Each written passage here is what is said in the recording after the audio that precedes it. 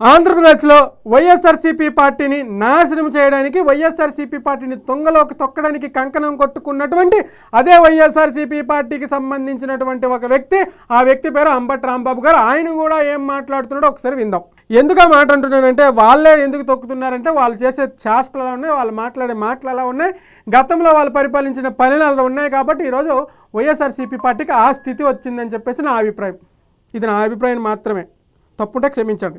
కిరాక్ ఆర్పిన ఇప్పుడు చూసారా మీరు, ఇన్ని బూతులు మాట్లాడతాడు సీమరాజు, ఇన్ని బూతులు మాట చూశారుగా. వాళ్ళనేమో మీరు పెట్టుబడి పెట్టి మాట్లాడిస్తారు, వాళ్ళ మీద యాక్షన్ తీసుకోరు. 3 రోజుల నుంచి ఒకలపోతే ఒకరు ప్రెస్ మీట్ పెట్టుకుంటూనే వస్తున్నారు. ప్రతి ఒక్కరిది ఒక్కటే అజెండా, ఒక్కటే మాట మీడియా ముందుకు వచ్చి, కూటమి ప్రభుత్వం వాళ్ళు బూతులు మాట్లాడుతున్నారు, బూతులు మాట్లాడిస్తున్నారు, పెట్టి మరి బూతులు మాట్లాడిస్తున్నారు అని. గతంలో కొడాలి నానికి ఎవరు పెట్టుబడి పెట్టారు? గతంలో అంబటి రాంబాబు గారికి మీకు ఎవరు పెట్టుబడి పెట్టారు? గతంలో పేర్ని నానికి ఎవరు పెట్టుబడి పెట్టారు? ఇట్లా చెప్పుకుంటే పోతే మన చిట్టానే చాలా పెద్దగా ఉంటుంది అంబటి రాంబాబు గారు అని చెప్పి ప్రజలు అడుగుతున్నారు. ప్రజల మాట.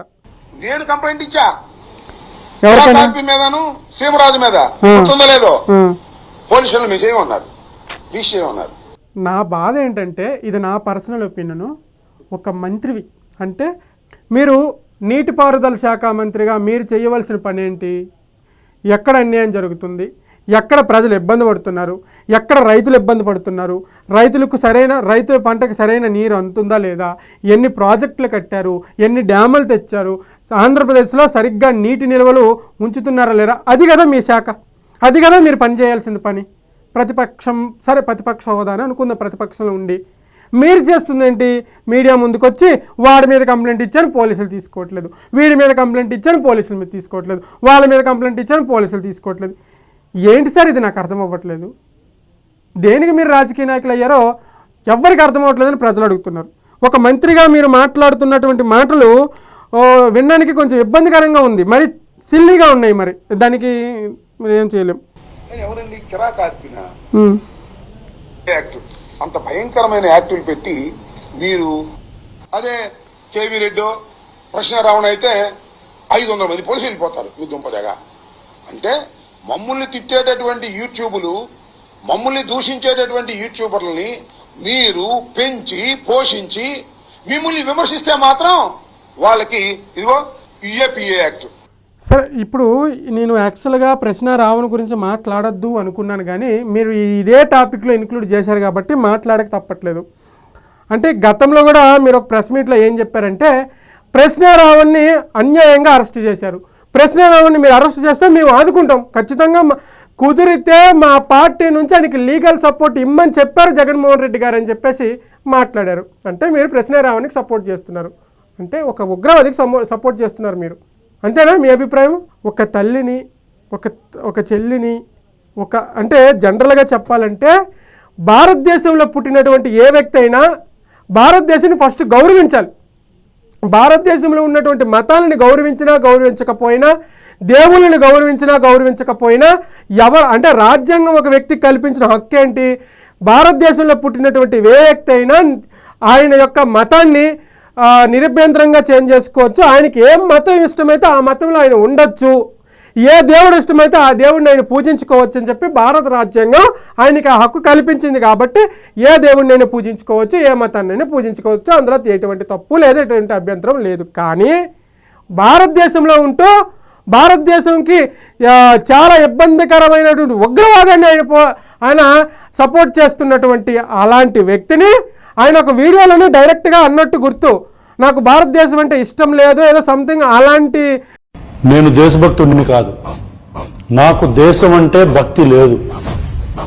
మీరు కరెక్ట్గానే ఉంటున్నారు, నాకు దేశం అంటే భక్తి లేదు, నేను దేశభక్తుడిని కాదు. అలాంటి వ్యక్తిని ఈరోజు మీరు సపోర్ట్ చేస్తున్నారు అంటే మీ మైండ్ సెట్ ఏ స్థాయిలో ఉంది? మీ జగన్మోహన్ రెడ్డి గారి మైండ్ సెట్ ఏ స్థాయిలో ఉంది అంటే, కూటమి ప్రభుత్వం ఏదైనా చేస్తే దానికి ఆపోజిట్గా చేసేయాలా, కూటమి ప్రభుత్వం ఏదైనా ఇలా స్ట్రైట్కి వెళ్తే దానికి ఆపోజిట్గా వచ్చేయాలా, అంతేనా మీ అభిప్రాయం? ఈరోజు యావత్ భారతదేశం, ఒక్క ఆంధ్రప్రదేశే కాదు, యావత్ భారతదేశం ప్రశ్న రావణ్ని వ్యతిరేకిస్తుంది. మీకు తెలుసా? మీరు సర్వే పెట్టండి. యావత్ భారతదేశం, ఒక ఆంధ్రప్రదేశే కాదు, భారతదేశంలో ఉన్నటువంటి ప్రతి హిందువు, భారతదేశంలో హిందువే కాదబ్బా ఈ పక్కన పెట్టేసండి, హిందూ ముస్లిం క్రిస్టియన్స్ పక్కన పెట్టేసి, భారతదేశంలో ఉన్నటువంటి ప్రతి భారతీయుడు ఆయన్ని వ్యతిరేకిస్తున్నాడు. ఒక్క వైఎస్ఆర్సీపీ పార్టీ నాయకులు తప్ప. అంటే మీరు భారతదేశంలో ఉండాల్సిన వాళ్ళు కాదు దీని ప్రకారం. అంతేనా? చూడండి, యూట్యూబ్లోకి వెళ్ళి, ట్విట్టర్లోకి వెళ్ళి, ఇన్స్టాల్లోకి వెళ్ళి ఆయన చేసినటువంటి పాత వీడియోలు ఏంటి, ఆయన మాట్లాడినటువంటి పాత మాటలు ఏంటి అని చూస్తే అప్పుడు మీకు ఓకే అంటే అప్పుడు సపోర్ట్ చేసుకోండి. అప్పుడు మిమ్మల్ని ప్రజలు ఆంధ్రప్రదేశ్లో కాదు కదా, భారతదేశంలో కూడా ఉంచరు. అంతరిక్షంలో బుధగ్రహంకో శనిగ్రహంకో పంపిస్తారు. ఈ భారతదేశానికి ఆంధ్రప్రదేశ్ శనోదిలేస్తుంది. కొంచెమైనా బుద్ధి ఉండాలి సార్. అంత పెద్ద వ్యక్తి, మినిస్టర్ స్థాయి వ్యక్తి అలా వచ్చి ప్రశ్నారావణ్ని సపోర్ట్ చేస్తాము అంటే, మా హిందువుల్ని తిట్టాడని చెప్పేసి మేమేం అనట్లా, లేకపోతే మా కులాన్ని తిట్టాడు, మా మతాన్ని తిట్టాడు, మా దేవుడిని దూషించాడంటే వదిలేస్తాం. ఎప్పుడు పట్టుకోవాలో అప్పుడు పట్టుకుంటాం, అది తర్వాత ఇష్టం. కానీ నా భారత మాతకి ఇది మచ్చ, నా భారతదేశానికి ఇది మచ్చ. కాబట్టే నేను నిలబడతా, నాతో పాటు భారతదేశంలో ఉన్న ప్రతి వాళ్ళు నిలబడతారు. అలాంటి వ్యక్తికి మీరు సపోర్ట్ చేస్తున్నారంటే ఫస్ట్ మీకు ఇంకేంటంట మన బాధ. అంత భయంకరమైన యాక్టులు పెట్టి మీరు వేధించాలి అని, అణచాలని మీరు ప్రయత్నం చేస్తున్నారంటే మీరు గుర్తుపెట్టుకోండి చంద్రబాబు నాయుడు గారు, మీ గొయ్య మీరు తవ్వుకుంటున్నారయ్యా, మీ గొయ్య మీరు తవ్వుకుంటున్నారు.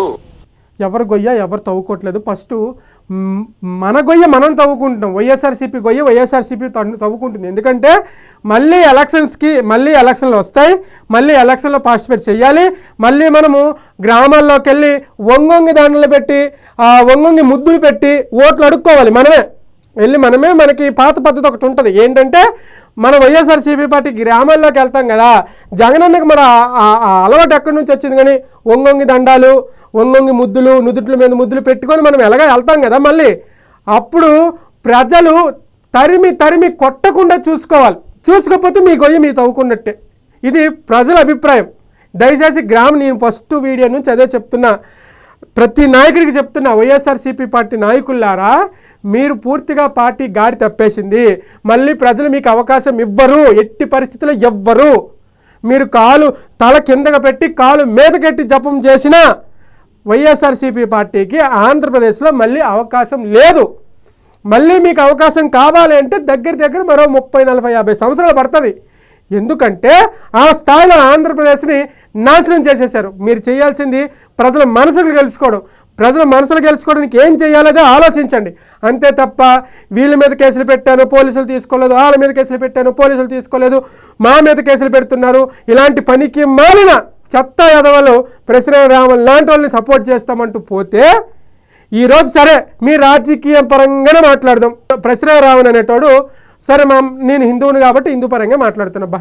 ఈ ఒక్క పాయింట్, ప్రశ్నారావణ్ అనేటోడు మా హిందువులను తిట్టాడు, మా హిందూ దేవీ దేవతల్ని అవమానించాడు.